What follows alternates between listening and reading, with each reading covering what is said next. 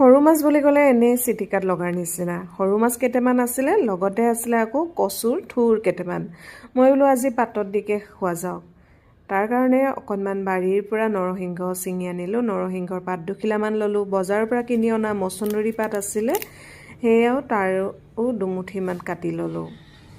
এইখিনি গোটেইখিনি মই এটা বাল্টিত পানী লৈ পেলাই তিয়াই থ'ম কচু যিহেতু অকণমান খজুৱাই নহয় জানো সেইকাৰণে পানীত তিয়াই থ'লে তাৰ খজুতিটো কমিব এয়া সৰু সৰুকৈ কাটি লৈছোঁ সেইখিনি পানীত তিয়াই থওঁ মানে বাকি বস্তুবোৰ ৰেডি কৰি লৈছোঁ কণবিলাহী হ'লে ভাল কণবিলাহীৰ ছিজন নহয় যিহেতু সেইকাৰণে এটা ডাঙৰ বিলাহী মই এনেকৈ সৰু সৰুকৈ পিচকৈ কাটি লৈছোঁ এয়া বিহ জলকীয়াকেইটা দেখিবলৈ সৰু কিন্তু জলকীয়াটো বৰ জ্বলা এটা এনেকৈ সৰু সৰুকৈ কাটি লৈছোঁ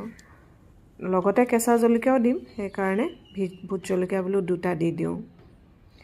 কলপাত এখিলা কাটি আনিলোঁ কাটি আনি গেছতে লেৰেলাই ল'লে পেকেট কৰিবলৈ ভাল নহ'লে পাতখিলা ফাটি যায় যে এয়া কচু নৰসিংহ আৰু মছন্দৰী এইখিনি দি দিছোঁ তাৰ ওপৰতে কাটি লোৱা বিলাহীটো দিম জলকীয়াখিনি দিম আৰু বিহ জলকীয়া দুটা দিছোঁ এয়া নহৰু 4-5 ফুটা দি দিছোঁ এতিয়া দিম সৰু সৰু মাছকেইটা পুঠি মাছ বজাৰৰ পৰা অনা আছিলে ধুনীয়াকৈ ফ্ৰিজত থৈ দিয়া আছিলে মই বোলো এইকেইটা আজি পাতত দিয়ে খাওঁ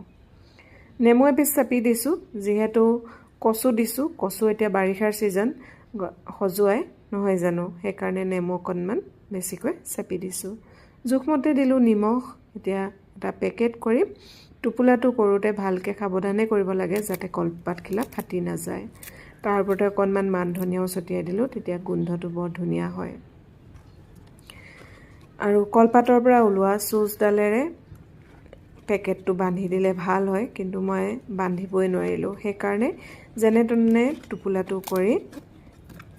অকণমান বুদ্ধি কৰি তাক মই সিজাম আৰু এইটো গাঁৱত হোৱা হ'লে আমি জুইত পুৰিলোঁ হয় নহয়নে এতিয়া গাঁৱত নাথাকোঁ যিহেতু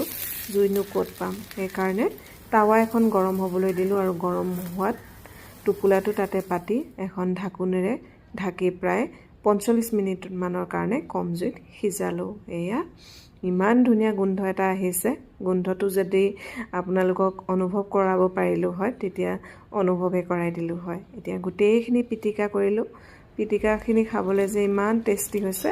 অকণমান ডিঙিত ধৰাৰ দৰে লাগিলে গতিকে নেমু আৰু অকণমান চেপি দিলোঁ এতিয়া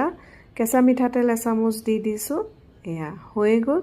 গৰম ভাতৰ লগত এনেকৈ ধুনীয়াকৈ